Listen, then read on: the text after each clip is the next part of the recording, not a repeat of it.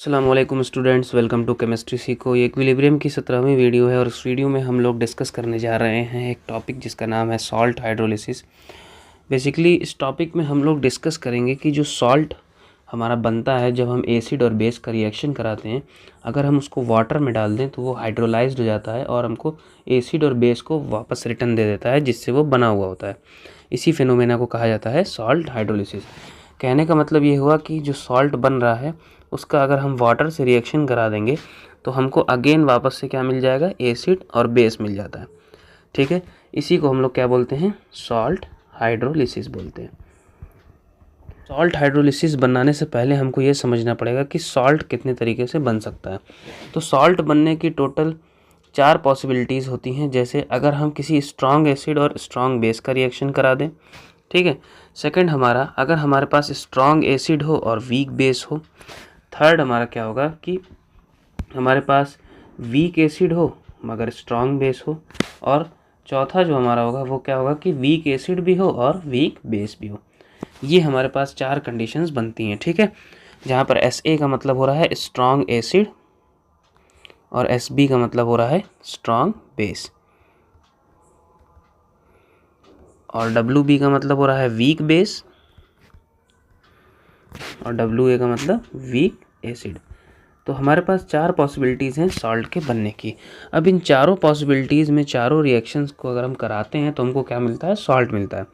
लेकिन प्रॉब्लम यह है कि जो स्ट्रॉन्ग एसिड और स्ट्रॉन्ग बेस होता है, इसमें जो सॉल्ट बनता है वो कैसा बनता है, न्यूट्रल सॉल्ट मिलता है हमको, ठीक है। इसमें जो सॉल्ट होता है वो कैसा होता है, न्यूट्रल सॉल्ट। और ये हाइड्रोलाइज्ड नहीं हो सकता, ठीक है। ये हाइड्रोलाइज्ड या हाइड्रोलिसिस नहीं करता बल्कि ये हाइड्रेशन कर लेता है, ठीक है। या हाइड्रेशन बोलते हैं हम उसको, या फिर क्या बोलते हैं, सॉल्वेशन बोलते हैं। ये हाइड्रेशन कर लेता है या फिर सॉल्वेशन कर लेता है। बेसिकली इसमें जो सॉल्ट होता है ना, उसको वाटर के मॉलिक्यूल्स ऐसे चारों तरफ से सॉल्वेट कर देते हैं, चारों तरफ से उसके अराउंड इकट्ठा हो जाते हैं। इसी को बोलते हैं हाइड्रेशन या फिर सॉल्वेशन। तो हमारे पास एक कैटेगरी हट गई जिसमें दोनों चीज़ें स्ट्रांग होगी। तो हमारे पास जो दूसरी कैटेगरी आती है वो वीक एसिड और स्ट्रांग बेस हो। और दूसरी फिर क्या है, स्ट्रॉन्ग एसिड हो या वीक बेस हो। और तीसरी जो कैटेगरी आ जाती है वो आती है या दोनों चीज़ें वीक हो। तो हमको ये समझना बड़ा ज़रूरी है कि जो वीक कंपोनेंट होता है किसी भी सॉल्ट में, जो वीक पार्ट से है, चाहे वो एसिड से है चाहे बेस से है, जो वीक कंपोनेंट होता है वही बस हाइड्रोलाइज्ड हो सकता है। स्ट्रॉन्ग कंपोनेंट हाइड्रोलाइज्ड नहीं होते बल्कि वो क्या होते हैं, हाइड्रेट होते हैं या फिर सॉल्वेट हो जाते हैं, ठीक है। तो हमको ध्यान रखना पड़ेगा ऐसा। तो यानी यहाँ वीक एसिड है तो इस केस में वीक एसिड जो होगी क्या होगी, हाइड्रोलाइज्ड होगी। इसमें वीक बेस हाइड्रोलाइज्ड होगा और इसमें दोनों होंगे, ठीक है। तो चलिए शुरू करते हैं हम लोग सबसे पहले पढ़ना वीक एसिड और स्ट्रॉन्ग बेस में, ठीक है। तो वीक एसिड और स्ट्रॉन्ग बेस जब रिएक्शन करेगा तो कौन सा सॉल्ट बनता है उसके बारे में और उसकी हाइड्रोलिसिस। तो एक एग्जांपल लेते हैं हम लोग एक ऐसे सॉल्ट का जो वीक एसिड और स्ट्रॉन्ग बेस के रिएक्शन से बनता है। तो चलिए जैसे मान लेते हैं कि हमारे पास वीक एसिड फॉर्मिक एसिड है और इसको एक स्ट्रॉन्ग बेस NaOH से हम रिएक्शन करा रहे हैं। ऐसे में जो हमारे पास सॉल्ट बनता है वो क्या बनता है, HCOO Na और वाटर। ये जो सॉल्ट बना है ये वापस से वाटर के साथ रिएक्शन कर लेता है और हाइड्रोलाइज हो जाता है, टूट जाता है किसमें, HCOO माइनस में और Na प्लस में, ठीक है। क्योंकि ये वीक कंपोनेंट है, ये वीक कंपोनेंट है क्योंकि ये वीक एसिड से आया है। और जो सोडियम है वो क्या है, स्ट्रॉन्ग कंपोनेंट है। Na प्लस जो है स्ट्रॉन्ग कंपोनेंट है क्योंकि ये स्ट्रॉन्ग बेस से आया है। तो जो वीक कंपोनेंट होता है वही हाइड्रोलाइज्ड होता है, जैसे हमने प्रीवियस डिस्कस किया। तो हमारा जो HCOO माइनस होगा वो वाटर के मॉलिक्यूल से रिएक्शन कर लेगा और हमारे पास फॉर्मेशन हो जाएगा किसका, फॉर्मिक एसिड का और OH माइनस का। इसी इक्वेशन को, इसी रिएक्शन को हम लोग बोलते हैं हाइड्रोलिसिस ऑफ सॉल्ट या salt hydrolysis, hydrolysis of salt, ठीक है। क्योंकि यहाँ एनायन इन्वॉल्व हो रहा है इसलिए हम इसको एनायनिक हाइड्रोलिसिस भी बोल सकते हैं, एनायनिक हाइड्रोलिसिस, ठीक है। इस रिएक्शन में अगर हम नोटिस करें तो हमारे पास OH माइनस की प्रेजेंस है, ठीक है। यहाँ पर OH माइनस का प्रेजेंस है। ये हमको क्या बता रहा है, ये बता रहा है कि ये जो सॉल्यूशन हो जाएगा, ये जिस सॉल्यूशन में रिएक्शन हो रहा होगा वो कैसा होगा नेचर में, वो बेसिक नेचर का होगा, ठीक है। इस बात को ध्यान रखना है क्योंकि OH माइनस का प्रेजेंस है इसलिए ये नेचर कैसा हो जाएगा, बेसिक हो जाएगा, ठीक है। अब अगर इस रिएक्शन के लिए, सॉल्ट हाइड्रोलिसिस रिएक्शन के लिए हम इक्विलिब्रियम कांस्टेंट कैलकुलेट करते हैं, तो उस इक्विलिब्रियम कांस्टेंट को हम लोग बोलते हैं क्या, हाइड्रोलिसिस कांस्टेंट। क्या बोलते हैं उसको, hydrolysis constant.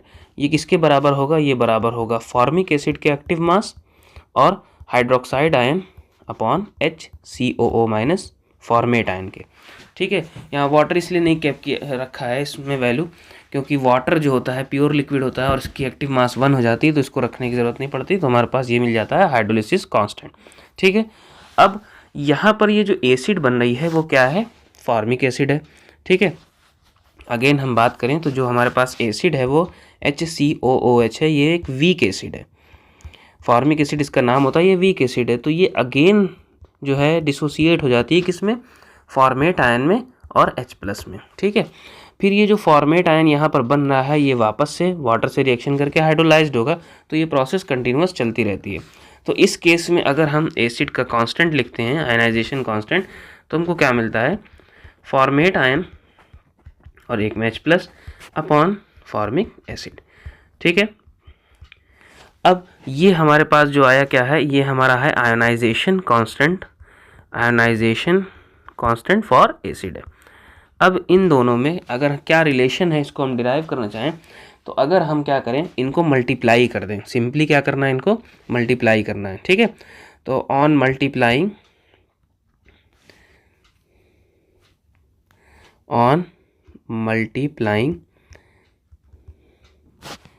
KH into KA, तो हमको क्या मिलेगा, तो KH इंटू KA है, तो सिंपली हम क्या करते हैं, सारे वैल्यूज़ को पुट कर देते हैं, तो ये हमारे पास क्या आ जाएगा, OH माइनस आ जाएगा अपॉन HCOO माइनस, और यहाँ पर मल्टीप्लाई हो रहा है। ठीक है, तो हमारे पास जो KA की वैल्यू है वो ये है HCO minus H+ upon HCOOH है। ठीक है, यानी कि हमारे पास कुछ सेम फैक्टर्स आ रहे हैं, इसको कैंसिल आउट कर दें, इसको और इसको कैंसिल आउट कर दें, तो हमारे पास क्या बचा, हमारे पास बचा KH multiplied by KA is equals to H+ और OH माइनस। अब हमने पहले भी ये पढ़ा है कि KW एक चीज़ होती है जिसमें H+ को मल्टीप्लाई करते हैं OH माइनस से। ठीक है, जिसको हम लोग क्या बोलते हैं, आयोनिक प्रोडक्ट ऑफ वाटर। तो हमारे पास ये जो दिखाई दे रहा है ये क्या है, आयोनिक प्रोडक्ट है। तो सिंपली हमारे पास KH इंटू KA जो होगा वो बराबर हो जाएगा किसके, KW के। तो ये एक कांस्टेंट बन जाता है। ठीक है, ये रिलेशन होता है हमारा हाइड्रोलिसिस कांस्टेंट और आयोनाइजेशन कांस्टेंट में। इसमें जो हमारा KH है वो क्या है, हाइड्रोलिसिस कांस्टेंट है, और KA जो है आयनाइजेशन कांस्टेंट है, आयनाइजेशन कांस्टेंट, और जो हमारा KW है वो क्या है, आयोनिक प्रोडक्ट है। तो ये हमारे पास आ जाता है एक रिलेशन इन दोनों में। ठीक है, हम इसको चाहें तो अपनी मन मर्जी से ट्रांसपोज भी कर सकते हैं, जैसे मान लीजिए KH is equal to KW upon KA भी कर सकते हैं, वो जहाँ रिक्वायरमेंट होगी वहाँ पे हम लोग ऐसा करेंगे। ठीक है, लेकिन हाइड्रोलिसिस कांस्टेंट और ionization constant of same acid का जो मल्टीप्लाई होता है, जो प्रोडक्ट होता है, वो आयनिक प्रोडक्ट के बराबर होता है। अब बात करते हैं कितनी डिग्री तक हाइड्रोलिसिस हुई होगी, तो सिंपली आ जाते हैं किस पे, degree of hydrolysis. Degree of hydrolysis, जैसे अगर हम किसी चीज़ के, अभी हमने पहले भी इक्विलिब्रियम में पढ़ा कि किसी भी चीज़ का अगर वो चेक करना होता है कि किस एक्सटेंट तक हुआ, तो हम उसके लिए डिग्री ऑफ डिसोसिएशन कैलकुलेट करते हैं। ठीक है, किस एक्सटेंट तक डिसोसिएट हो रहा है, तो उसके लिए हम क्या करते हैं, degree of dissociation alpha calculate करते हैं। मगर यहाँ पर हम डिग्री ऑफ हाइड्रोलिसिस करेंगे, जिसको हम एज अ H यूज़ करेंगे। ठीक है, स्मॉल h, जो कि लगभग बराबर ही होता है अल्फ़ा के, दोनों एक ही चीज़ होती है। वहाँ पर हम किसी और चीज़ की बात कर रहे हो तो यहाँ हाइड्रोलिसिस के टर्म्स में बात कर रहे हैं तो H की बात करेंगे। ठीक है, तो हमारे पास जो रिएक्शन था हाइड्रोलिसिस का वो क्या था कि फॉर्मेट आयन जो है वाटर के साथ रिएक्शन कर रहा है और हमको क्या मिल रहा है, फॉर्मिक एसिड और हाइड्रोक्साइड आयन। ठीक है, तो हम क्या करते थे कैलकुलेट करने के लिए, इनिशियल अगर हम बात करें इनिशियली, तो इसकी कंसनट्रेशन को क्या लेते हैं हम लोग, C ले लेते हैं। ठीक है, यहाँ पर 0 ले लेते हैं कि उसकी ज़रूरत नहीं है। ठीक है, ये वाली 0 रहेगा और ये भी 0 रहेगा। सॉरी, इसको वाटर को 0 नहीं लेंगे, बल्कि वाटर को क्या लेते हैं, 1 लेते हैं। ठीक है, क्योंकि वाटर की कंसनट्रेशन प्योर फॉर्म में 1 होती है।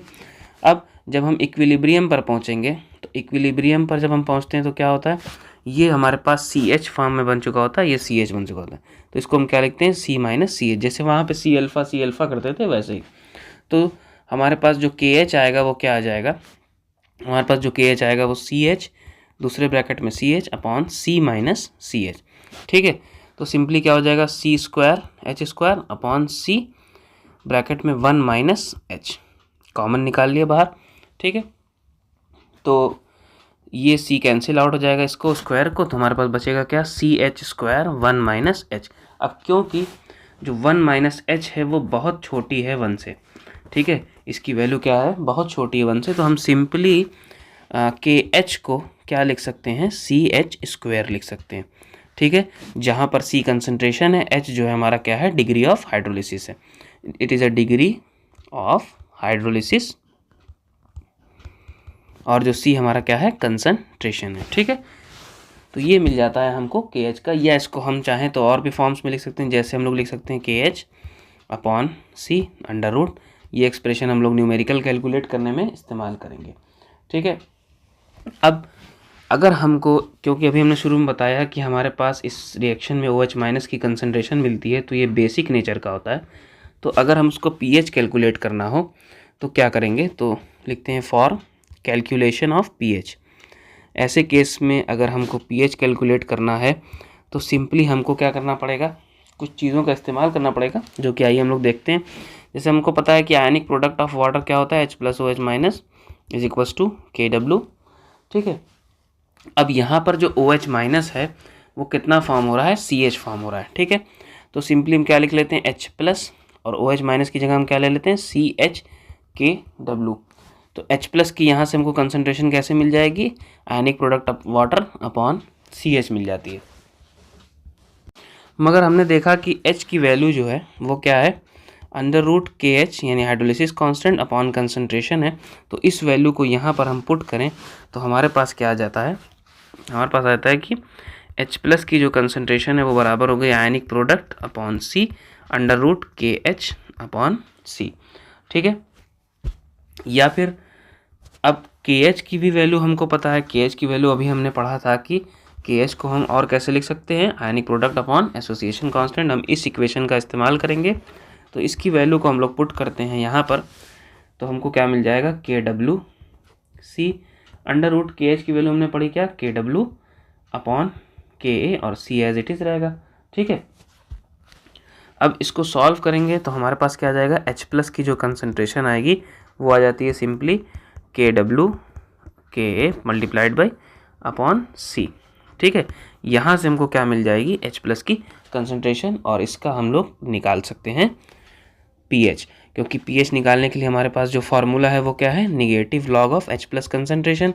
तो सिंपली यहाँ पर हम इसको क्या करेंगे, वैल्यू पुट कर देंगे, तो हमको क्या मिल जाएगा, हमको मिल जाएगा pH। तो निगेटिव लॉग यहाँ पर हम वैल्यू पुट कर लेते हैं, under root KW multiplied by KA upon C।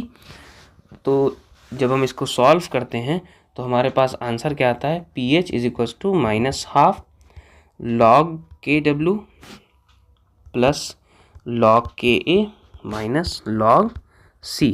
ठीक है, या इसको हम लोग सिंपली लिख सकते हैं क्या, pH is equals to 7 plus 1/2 pKa plus log base 10C। ये हमारे पास आ जाता है फार्मूला कैलकुलेट करने का pH ऑफ दिस सॉल्ट। ठीक है, तो ये हो गया हमारा pH कैलकुलेट करने का फार्मूला। अब इसमें कुछ चीज़ें जो है हमने डायरेक्ट की हैं, क्योंकि लॉग वगैरह सॉल्व करना रहता है, तो सिंपली हमको यहाँ डेरिवेशन से मतलब नहीं है, हमको यहाँ पर बस इस फार्मूले से, इन दोनों फार्मूले से मतलब है, इससे हम लोग pH को कैलकुलेशन करेंगे। ठीक है, फॉर pH कैलकुलेशन पर्पज़ यहाँ लिख देते हैं, तो ये हमको करना पड़ता है। तो इस वीडियो में हम लोगों ने डिस्कस किया क्या कि वीक एसिड और स्ट्रॉन्ग बेस का सॉल्ट किस तरह से हाइड्रोलाइज्ड होता है। नेक्स्ट जो आने वाली वीडियो है उसमें हम लोग डिस्कस करेंगे वीक बेस और स्ट्रॉन्ग एसिड, साथ ही साथ वीक एसिड और वीक बेस का कैसे सॉल्ट हाइड्रोलिसिस होती है उसके बारे में। तो उम्मीद करते हैं कि इससे रिलेटेड जो वीक एसिड और स्ट्रॉन्ग बेस से जो सॉल्ट बन रहा है उसकी हाइड्रोलिसिस के बारे में आपको पूरी बातें समझ में आई होंगी। Thank you.